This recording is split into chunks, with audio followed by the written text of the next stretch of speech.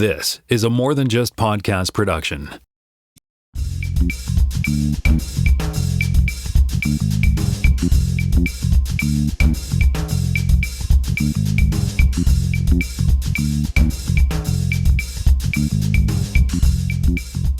Hey everybody, welcome to episode 370 of the More Than Just Code podcast. My name is Tim Mitra. I am in Toronto, Ontario, and I'm joined by Sommer Panage in Brooklyn, New York today. So, hey, nice to see you, Tim. Good to be here. Doing? Nice to meet you, finally. Been following your Twitter posts and seeing you hanging from the ceiling of your apartment on a regular basis. Yeah. Without a net, I think, right? Yeah, for that kind of work, we use mats. Like I do sometimes use a mat, but you can't have a net because it interferes with the apparatus. So that was my old apartment. I don't have that in my new apartment. So just for the people who are listening to the audio version of this is we're talking about, it's, what do you call it? Aerial rope. Yeah, or aerial acrobatics. Yeah. Cool. And so you've been doing that for a while, I take it, right? I kind of saw that. Gosh, let me think. I think 18 years now. Yeah, 18, 19 years. Wow. Yeah. How did you get started in that? Let's see. Good question. So as a kid, I did gymnastics and martial arts, and then I got into rock climbing in my teens. And that is where I first saw someone doing aerial work in a rock climbing gym because the ceilings are really high. And I immediately was like, oh my God, it combines art and athletics, like teach me everything. And that's where it started, is I just started taking lessons with this one woman at my college, and it just became almost an obsession and kind of took over my life a little bit. So is it like I think I've seen Cirque du Soleil acrobats do that, and I've probably seen it, things that I think, like the circus kind of stuff, I've seen people do aerial work as well, like where you. So do you, like, what is that, what kind of field of exercise is that, I guess, or dance is that? I mean, it's kind of its own thing. Like as far as dance goes, I've studied lots of kinds of dance over the years, just to kind of help influence how I move in the air. But like the art form itself is kind of completely unique. I train at like a little aerial studio, and you take classes in like conditioning and choreography and stretching and all these different things. And then, yeah, you can use it for things like Cirque du Soleil. There's a lot of work in nightclubs. There's all kinds of different like places to perform, cabarets, all kinds of stuff. Cool. Yeah. Well, it looks interesting. Of course, I'm allergic to pain, so I will never try that. It's a little painful. Yeah. Well, it could be, I guess, right? If you're, I guess, it must take a while to you must fall occasionally, like, or. Yeah, I mean, you definitely fall a fair bit. No question there. I think you learn to fall safely, and you learn to train really low to the ground for new movements, so the falls are very small. The bigger injuries really come from burns, and like the wrapping of the rope around the body can move organs and bones around, so that can be problematic. Yeah. So is it like since we're on it, is it like a regular rope, or is there like a specialized kind of rope for that? It's a special kind of covered rope. So you can use different kinds, but the kind that most artists use is usually like a cotton core braided rope, and then it's got this like cover on it that gives it just the right texture to make it grippy, but not so grippy it like pulls your skin off. Oh, okay, yeah. I guess that would be a problem. You don't want that to happen. Cool. All right, yeah. Cool. And so, I think you're working as, I mean, we're obviously interested in iOS on this show, so you've been working as an iOS engineer for a number of years, I take it, right? And I think you're a manager in this current role, right? Yes. So I'm technically an EM, but I still code a lot because it's a bit of, I can explain more later, but it's a very interesting role that I have at Slack. But yeah, I started iOS development in, 2010. Yeah, 2010. That's when I got started. And before that, you studied at Stanford, I think, right? And yes. So did you do a whole computer science route, or? No, well, yes and no, I guess. My master's was computer science, but my bachelor's was psychology. And so I didn't start programming until my senior year of my bachelor's. So definitely a late bloomer in that respect. Okay. All right. So do you come at that from like the whole, liberal arts and engineering together, kind of, that's sort of one of Apple's credos, but is that something that you kind of would lean towards? Like, I know you're a musician, for example, as well. Yeah, it was, I don't think I had a plan, truthfully. It's I wish I could be like, yes, I had this grand plan of doing the, little psychology, little computers. But it was, I think I had a lot of really varied interests and I wasn't quite sure where I would end up. And I thought I wanted to go into psychological research. And then as I started to finish that degree, I was like, it's just not quite the right fit. I need something more engineering-y. And someone just kind of suggested I try a computer science class because they knew I was, I like to make little websites and, just odds and ends. And I took one and was like, oh, this is it. This is what I want to do now. And so it ended up kind of blending together then eventually into accessibility work. Cool. And so we'll come back to accessibility in a minute, but so as a kid, were you like a computer science a science math kid or an art kid or just everything, an athlete, I guess, too? Mostly I would say I was mostly like a science math kid, and tinkerer and play on the computer and make little programs on my TI calculator, that kind of kid. But I also was a musician. I started playing the flute at eight or 10, pretty young. And so music was a huge part of my childhood. And then I didn't play team sports, but I was a martial arts kid too. And so I had my, karate classes every day after school. And so kind of a mix, a whole bunch of stuff. Mm-hmm. I tried flute for a while too. And so why flute? Were you drawn to it or? Well, growing up, I grew up and I went to Catholic school, and the church choir had 3 instruments in it. It had a piano, a flute, and a guitar. So those are the only instruments I knew existed because I'd never seen an orchestra at that point. And of those 3, I really liked the flute. If I could go back in time, I would pick the cello. Oh, really? Okay. Yeah. I always wanted to play guitar. I mean, I play guitar now, but I always wanted to play guitar as a kid, and it just wasn't in the cards for me until I got my own money in university, and then I could, spend some of my student loan on a guitar. But yes, so I tried flute for a while, but I was horrible at practicing, and I think the teacher got really frustrated with me. But anyway, So as a kid, you mentioned you were working on a computer. Like, what was your sort of early experience with computers? I think it's started off like a lot of kids in my generation. Like just basic stuff, playing around in Encarta and just like learning to use a computer. And then eventually I started tinkering with like making little, I think it was just little HTML, just little tiny websites, or had GeoCities, and you could like customize the themes and things like that, just like little tiny like kind of tinkerings. And I didn't even know no one in my home was an engineer. No one had even actually gone to college. And so like, I didn't know that type of tinkering was like a job someday. And so it was just like fun and games to me. I was just playing on the computer. And that was really all I ever did, was just like make some websites. I think I taught myself some JavaScript. I got into some of the earlier computer games like King's Quest and Hugo's House of Horrors and those kind of like adventure games and, text-based sort of things. And those were kind of my early days with computers. Like I really enjoyed them, but they were more of a toy to me than anything. Like I didn't know that they could be more. Right. And so were you a gamer at all, like, or just computering, like in school and stuff, or at home, or? No, I wasn't allowed to have like a console or anything. So I never would say I was a gamer. Like I did eventually, I think when I was in my like later teens, get a Game Boy. And that was very fun for me. But even then I didn't play it that much. So I would say like, I'm still to this day like a very lightweight gamer. Like I have a Switch, I play some things, but I'm not deeply in the world. Right. Well, I think I think if you've got physical activities that you do, you tend to have less time for other things, I guess, right? Because you have to be practicing and stuff like that, right? I think that was part of it. Yeah, just so much practice. Yeah, cool. So on the accessibility side, you mentioned, how did you get involved in that? I mean, like, I know you worked as an accessibility manager at Apple. I assume you were on the team doing some of that stuff, and now you're doing it at Slack as well. Yeah, so it all started really quickly. So my very first job out of grad school was Apple, and I was not on the accessibility team, but I was on the UI automation team, and that framework is based on top of accessibility. And I found myself much more excited about the accessibility parts than like my own job, which was the UI automation parts. And luckily my manager at the time kind of noticed that and ended up embedding me into the Maps team to help with the accessibility of what would become Apple Maps. This is before it had shipped. And so that's when I met the people who, or was one of the people who I ended up working with then in the future.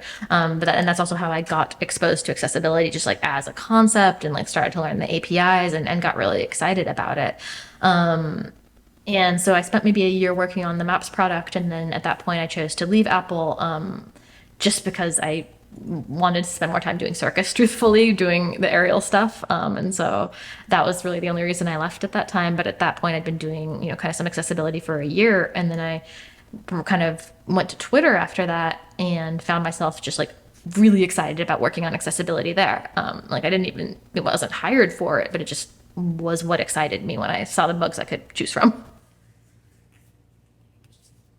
Yeah, so I mean, it's an interesting thing because I mean, my mother and my sister are occupational therapists, so accessibility in a sense has always been, getting through life, getting through the day, putting on your clothes, making your food, all those kind of things that Apple and iPads don't touch necessarily, or maybe they do, I don't know.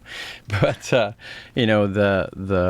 for a lot of iOS engineers, accessibility is like we kind of draw the line at voiceover. I'm being just generally, that's what I find. And, or we might be setting up something for QA with, by using accessibility identifiers as handles for that kind of stuff. But, as someone who's obviously passionate about accessibility, can you sort of tell the rest of us who, I mean, I know a lot about it, but I mean, can you tell my audience, as it were, why it's so important? Yeah, I mean, I think it kind of goes back to, I think that you hear Apple say this a lot, but like accessibility it's a human right. And like I fundamentally believe that as well. And so in order for, to me, like technology is something that everyone can purchase, and that means everyone should be able to use it. And so accessibility needs to be part of it. And there are, there's many different ways that people can use a device, and those ways can vary in how, through all the different senses, through all the different abilities, through vision, through hearing, through cognition, through learning, through motor abilities. And all of those are a complete spectrum. And I think that accessibility means trying to meet people where they are, so that they can enjoy a device and a product or an application just as much as someone who's in a different place and is going to enjoy it in a different way. Mm-hmm. So how would you approach like teaching developers about accessibility? Like, beyond, like I said, let's just make our table view work with voiceover. Like, I mean, I know that dark mode is an accessibility mode, and that dynamic type is another accessibility feature, right? I actually now, and have for the last few years, been using larger type because, as you can see, I've got my accessibility device on my head. Exactly. As I get older, I've been, more and more relying on some of these things, and it's super frustrating when I don't have my glasses on and I try and use my phone and I can't focus on it. So, I've recently discovered in control, what do you call it? Let's call it control, the control thing where you can go in. Control center? Control center, thank you. Yeah. I recently discovered I can actually adjust the fonts right there. Like, I can, so yeah, I'm discovering these things slowly at a time. That's but great. Yeah, like on the weekend I was in Chicago in a hotel room, and I had just lying in bed checking things, and I wanted to look at something and I couldn't, and I just realized, I can turn this thing on, and then I can just very quickly make my fonts larger. So that's like a minor thing, like a lot of like easy thing to do is use dynamic type and use all the sort of stuff that Apple's been giving us, and SwiftUI. Obviously, I think it has a lot of accessibility built in. Definitely. Right. But yeah, I forgot what my question was. But yeah, sort of like how to like beyond like and I've seen videos. Like I posted one of our videos we posted. I was thinking about this before I joined the call today. That there was a young gentleman who did a video on how he has like the touchpads behind his head. Was this Chris Hills? Might have been. Yeah, I think that sounds familiar. Is he using Switch Control to like edit movies with his head? With his head, yeah. And that was amazing. Yeah. And funny, like super funny, right? So yes. But yeah, like that's like those are the kind of things that I think that the average engineer doesn't think about, in their day-to-day job, that there are people using your app who need like all of the sort of pieces all to be accessible, I guess, right? So when I was at Apple, a couple of years ago, it was when they had a big accessibility push. I think it was 2020 or 2021. and it was a center of a lot of talks at WWDC, I think, that year, right? So that's another reason why I thought it was kind of important. And I think that's where I stumbled across your name, actually. Yeah, I think I gave a talk that year, so that would make sense. Oh, okay. Yeah, okay, cool. Yeah, nice. Yeah, so anyway, cool. So, I mean, so are you going to be talking about accessibility at SwiftTO? There's a reason why we're talking to somebody.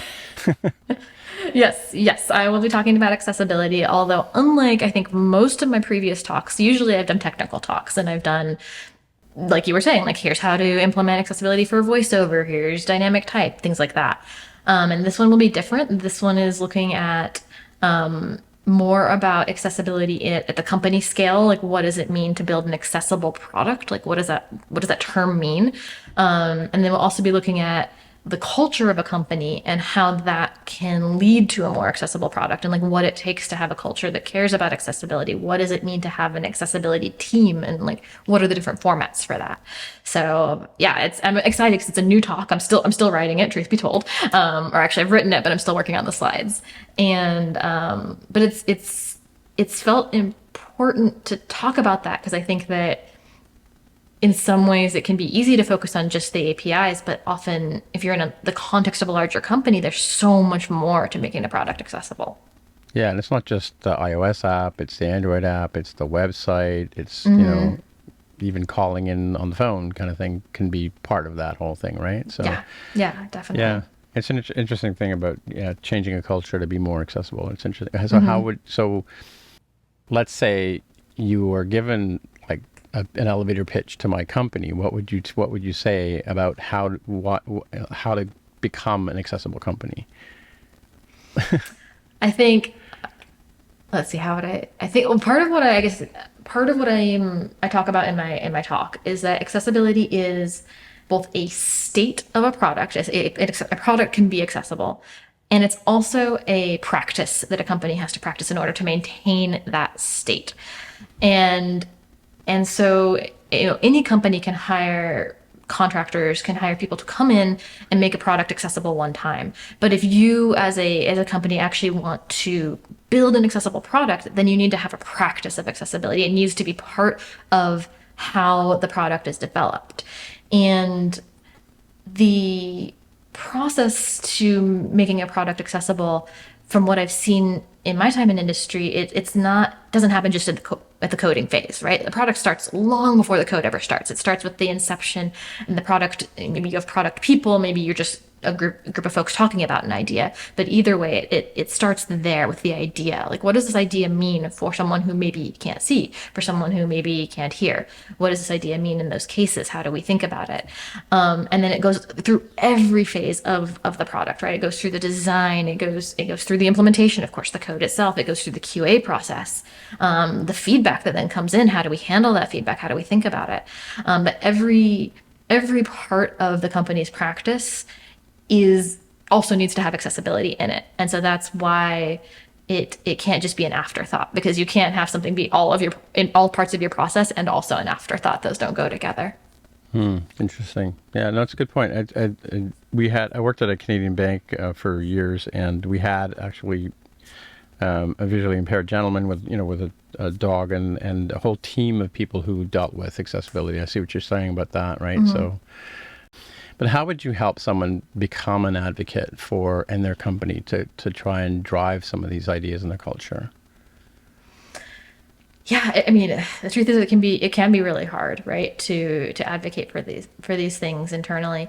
I think one of the most important things that I've learned when it comes to like advocating for accessibility is that it's consistency. It's not just it is about speaking up. It's very much about speaking up. It's about elevating the voices of people with disabilities, whether they're inside your company or outside, but helping those voices be heard.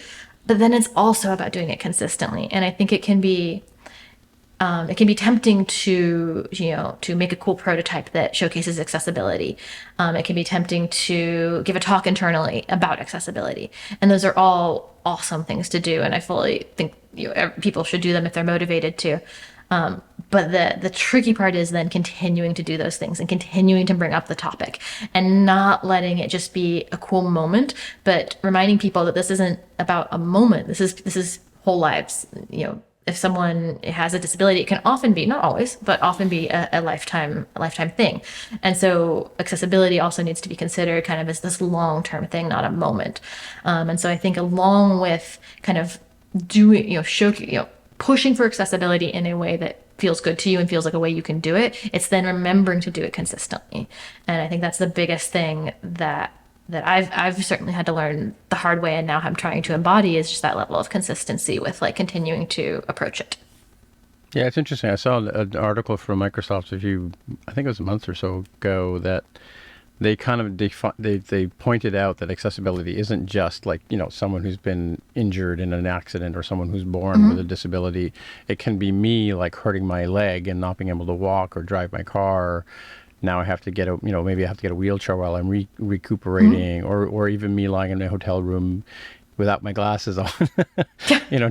Temporary accessibility as well as, and it can be like sometimes it's visible, sometimes it's not visible. Like can be deafness or mutism, not being able to speak, I guess. But it can be any number of things that require some sort of accessibility assistance, right, from a product. Yeah. Exactly. It's so true. Yeah, it can be, a lifetime disability. It can be, like you said, it can be situational. It can be temporary disability. Like all of these things. Like accessibility is just about meeting the person where they are, and like where they are can be right now, or it can be always. Like it's just about meeting them there.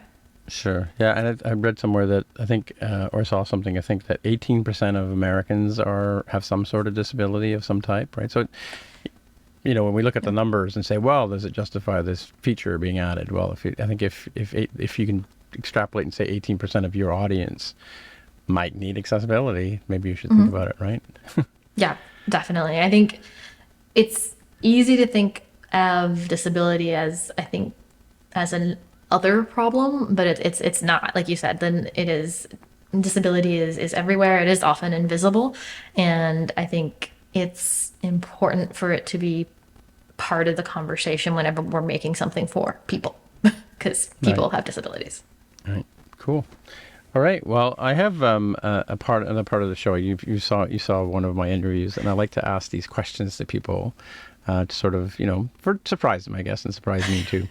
In terms of the answers, right? They're not some of them are based on Marcel Proust questions. In fact, the first one is a Marcel Proust question, and some of them are Stephen Colbert questions, and a few that I've made up. So well, if you're ready and you're seated comfortable, we can start in on those. Okay, I'm ready. Ready? Okay, cool. So what is your motto? Oh my gosh. What's the reason people come to Sommer? Oh, I don't. This is like really hard. Do I have a motto? Gosh, I feel like my old motto used to be try harder, which sounds awful. Like, I don't know if that's my current motto. But I think, I don't know if I have something better than that. Generally, the idea is oh, actually, someone just said this to me the other day and I loved it. And I wanted to steal it. They said to me, Sommer, you're someone that gets things done. And I like to think about that as true. Like if someone comes to me especially if it's for a work situation, for something around accessibility, it's because I'm going to do it. Like I really am very action oriented, and I like that about myself. Cool. All right. That's acceptable. Who are your heroes in real life? In real life. That's a really good question. I think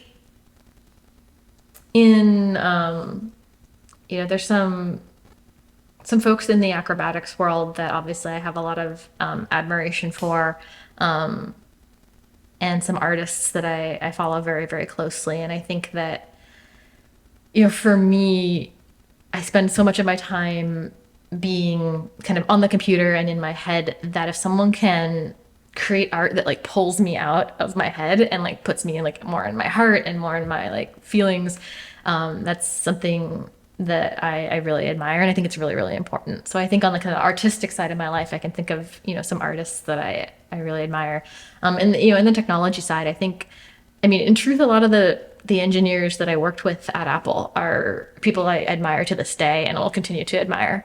People on the accessibility team, some of the longtime engineers that have like worked on Xcode, or some of the Swift team. Like these are just some of the most brilliant people I've ever met. And it's an honor to have worked with them, and I still, I follow their work today.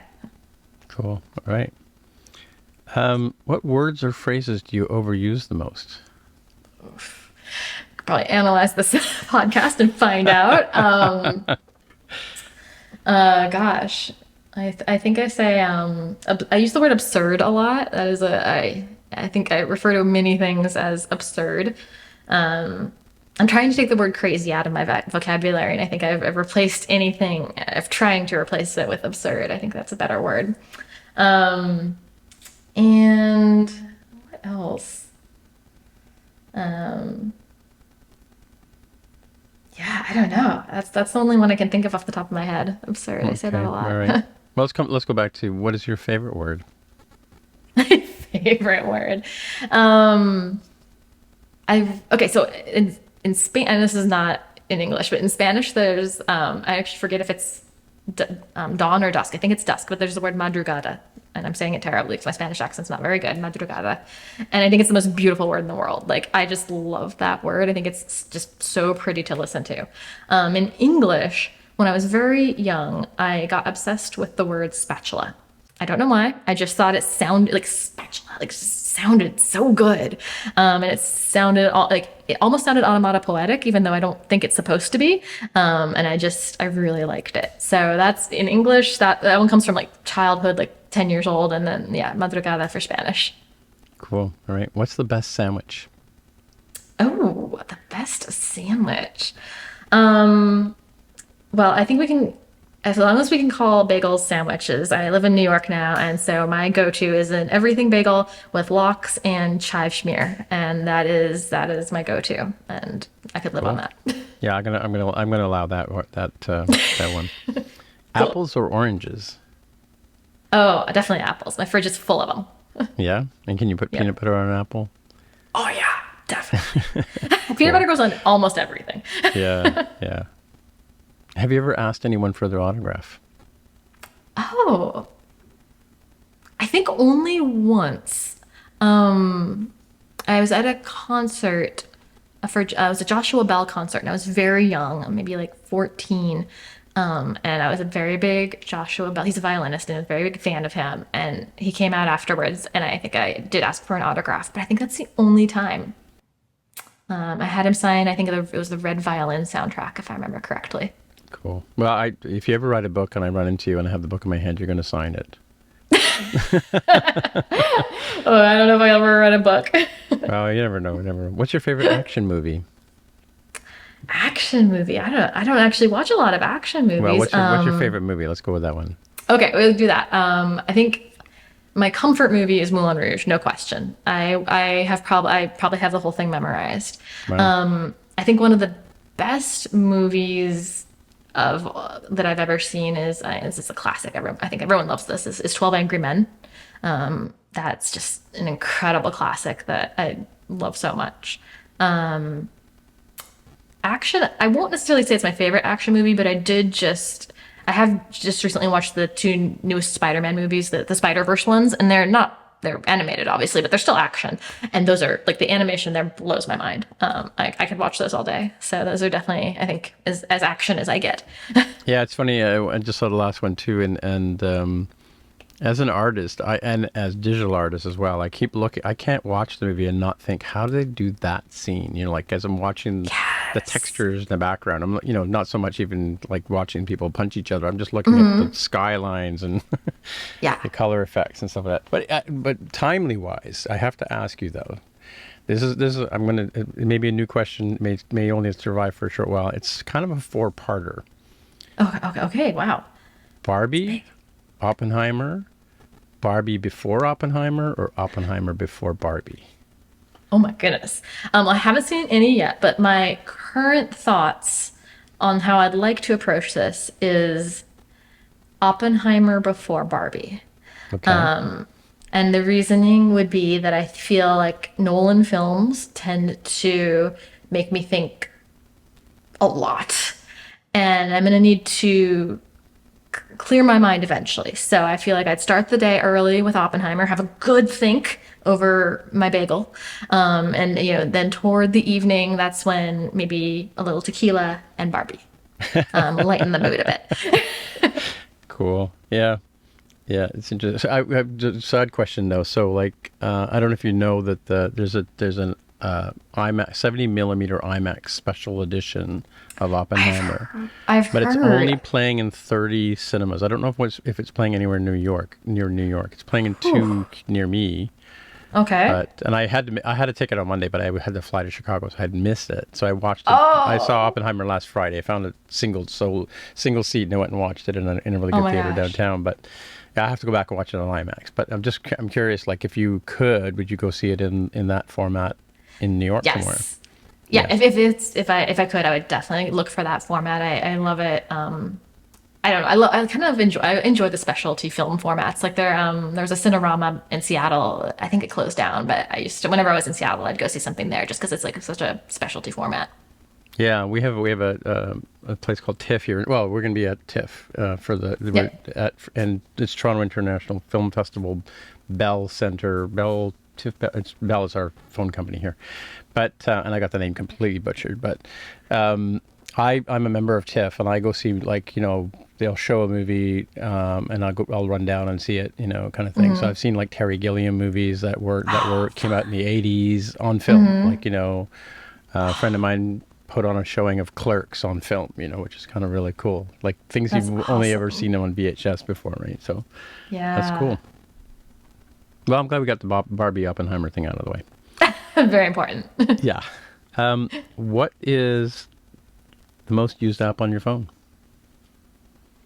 Oh gosh. I think it's so embarrassing. I think it's probably Instagram. And I hate that that's true, but I think it is.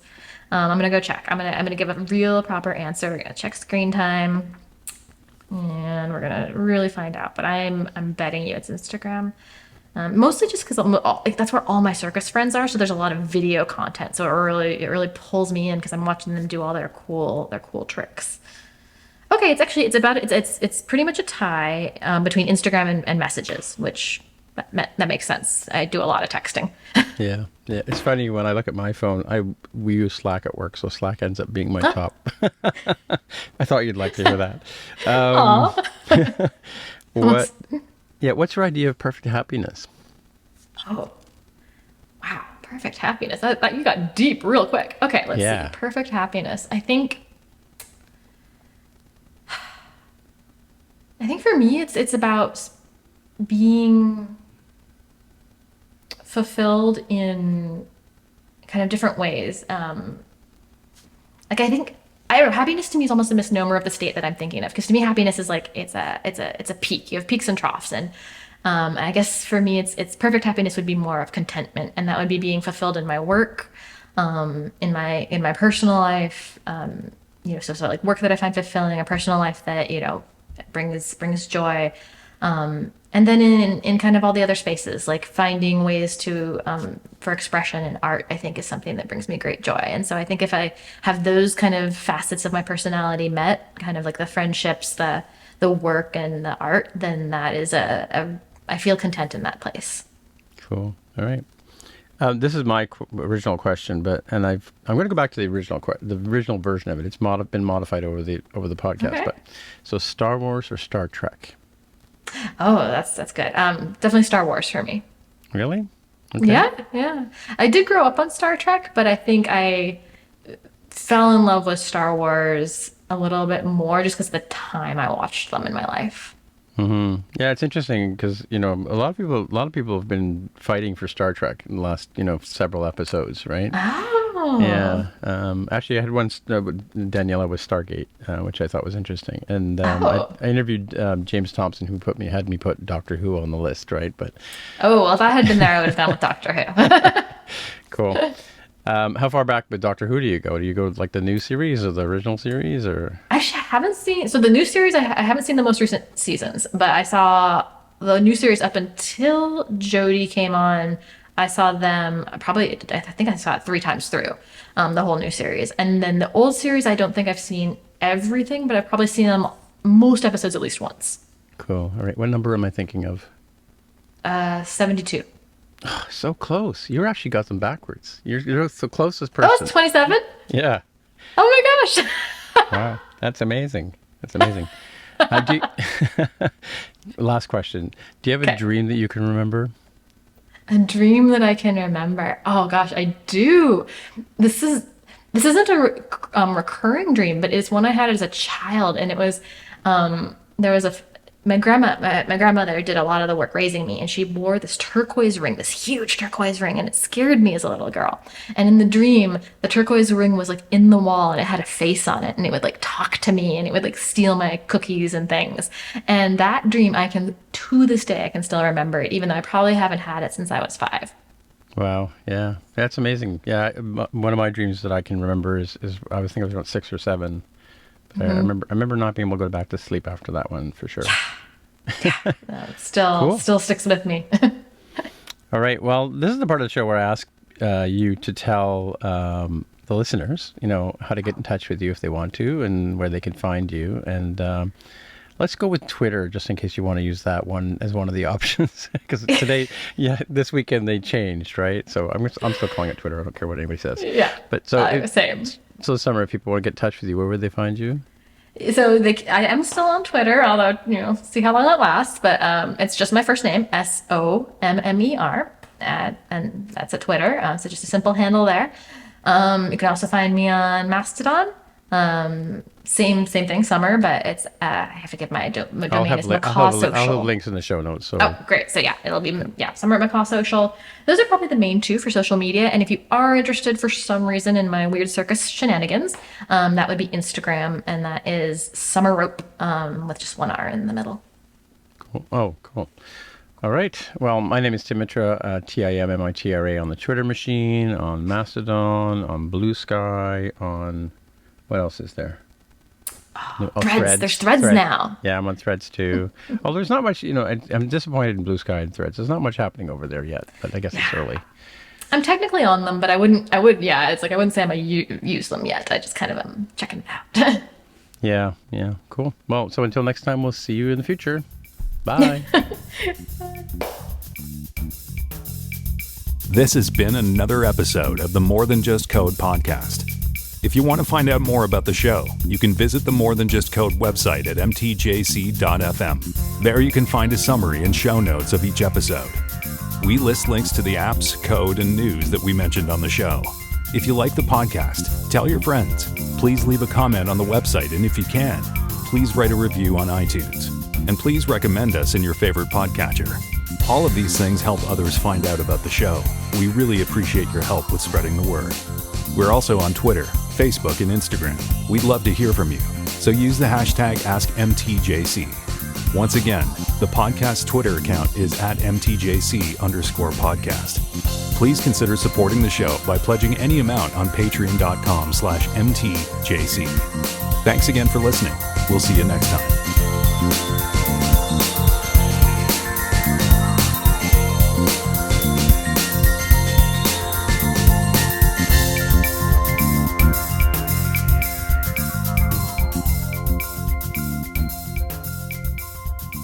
Yeah, no, that was super fun. Thank you. Yeah. So what do you do for in Brooklyn? How is Brooklyn because of work or? Brooklyn? No, it was really just I'd always wanted to live in New York. Is really all it is, and yeah. I think a lot of people kind of had their kind of like a come to Jesus moment during the pandemic, where for me it was just like it was tough because I was like, if I stay at Apple, which was what I was kind of intending to do, I was like, I'll never get to live in New York, most likely. And I was pretty bummed about that thought. And I was like, you know what? I'm going to take the chance. I'm going to do it. So I moved out here, got a job at Slack, which is based in San Francisco, but they have, fully remote roles. And just did it. And mostly I think New York drew me in because of the arts and the performance here. There's a ton of circus community. And so, yeah, that's kind of what happened. Yeah, I think Manhattan's a real magnet for me too, especially because I studied fine arts, so I'm more the MoMA and Guggenheim and things like that, right? They're kind of attractions for me. Like whenever I'm in a city, I'll go and visit the art gallery if I have like an hour, even just an hour, right? So yeah. But that's cool. So did you move out during while everything was still closed down? Like, did you make that decision to move to Brooklyn or change jobs during the pandemic, or? Yeah, it all happened during I would say like late phase pandemic. Like things were starting to kind of open up when I made the decision, but certainly not. It was still definitely like pretty consistent masking, and I think we were only up to 3 vaccines or something then.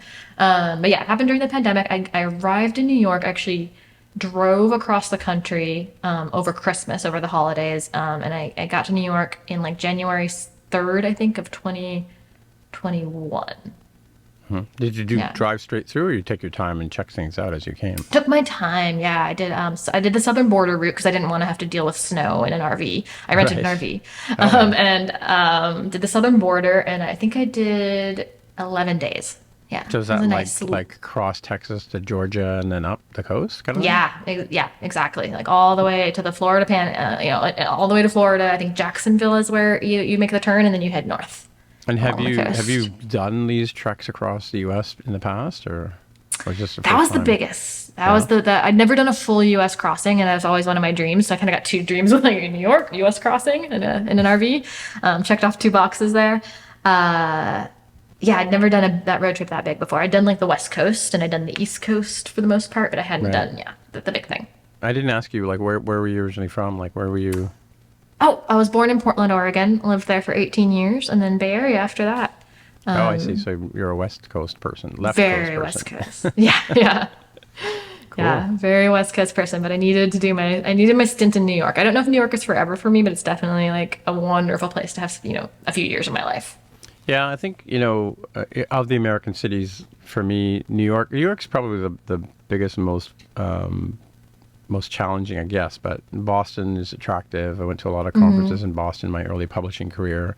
And then obviously the Bay Area, right? I've never been to LA, so I have no opinion about that. And I've been to Seattle because when I started iOS, I kind of had to learn iOS real quick because it was like a job landed on my desk, and I knew nothing about iOS other than there was an SDK, right? Yeah. And the iPad was coming, and I had to be on the iPad early, so I jumped on a plane and flew to Seattle. So that's why I kind of wandered around Seattle a little bit. So, but and I've lived in Vancouver too. So I thought, it's I'm used to that kind of life. But I think San Francisco's a draw. But of course, it's super expensive, right? New York's not too cheap either. But I guess is that why Brooklyn as opposed to Manhattan kind of thing? Is that a more economical choice? Definitely, it's a little more economical. Mostly like with the HOAs. Like the HOAs in Manhattan are, they're just a whole nother rent. It's pretty steep, and Brooklyn was just a little more affordable. I could get a little more space, and it's a bit quieter. I'm in Brooklyn Heights, and I live right on the park, and it's pretty quiet compared to the hustle bustle of being in Manhattan. So those were all part of the decision. But if you want to go like spend a Saturday downtown Manhattan, you can just jump on a train, I guess, I can get. So my aerial studio actually is right in Midtown, and I think it's door to door 35 minutes, and that includes all the walking and all that too. And so it's pretty quick. Midtown in 30 minutes. I can get to like Soho in like maybe 20. Yeah, it's interesting. Like I said, my only experience is I think maybe traveling. I don't think I've been to like LaGuardia, and I've been to JFK, but I don't think, like, other than that, I've only ever been in Manhattan, like Penn Station kind of thing, and from there walking around, right? So cool. Yeah, I got to go to like an Apple workshop in 2017, so that was fun. Fun. Nice. Was it 2017? Somewhere in there. Yeah. And I had like an hour to do MoMA, so I went to the top floor and ran down. Oh my gosh. I still haven't done MoMA. I need to catch up on. I've been doing a lot of Broadway shows, but I haven't done a lot of museums yet. Yeah, no, MoMA is obviously like somewhere I would like to have spent more time, but yeah, it was just sort of I had been there before, so I knew what was generally there, but just sort of had to do an update kind of thing. Yeah. Museums are fun because they change. Like, even if you go like within 6 months, they've put new things in. I was disappointed for the longest time because the San Francisco Modern Museum was closed for like I can't tell you how many years, right? Mm-hmm. So I think I went to an Apple thing, and the company I was with were doing a workshop at Apple, and so I got to do I got to see the reopened San Francisco Gallery. Oh no, it was a conference. Yeah, San Francisco Gallery was really cool. So yeah, I actually went to the SF MoMA it was after moving to New York, but I was back in San Francisco and I was spending time with a friend there, and we went to, there was a specific musical installation at the SF MoMA from this Icelandic artist, and so we went to see that and hear it, and it was amazing. Yeah. Actually, it's around the corner from the new Apple store, I think, at Union Square, right? Yeah. Not too far. Yeah. So yeah, it's cool. And I went to it's my third or fourth time being in Chicago, so I went to the Art Institute there and just caught up on the American art this time, actually. Oh, nice. Yeah, so I finally got to see the Hopper and American Gothic, and in the flesh, as it were. So yeah. Oh, that's so cool. Yeah, it's always fun when you see something like Well, yeah, I mean, we study these things I've through high school and university, it was always a slide on the wall, and you never have any idea of scale, or like the Miro paintings are like this big, and then the Picasso ones are like, huge, right? So yeah. Yeah, I just saw the Scream for the first time in Norway, and it was the same thing where I was like, oh, that's surprisingly small. Yeah, no, I've not. I've seen some. I went to the Louvre. I've seen some stuff in Europe, but I've not seen that one. Yeah, that's interesting. Yeah, cool. Well, great to meet you, and I look forward to seeing you in a week or so, I guess, right? Very soon. We're almost there. I got to finish those slides. Yeah. Time to get on it. Yeah, so we'll look forward to seeing you at the conference, and looking forward to your talk. Yeah, thanks. Looking forward to seeing you too. Take care. Thanks for having me. Thanks. Nice to meet you. All right, take care. Bye. Bye.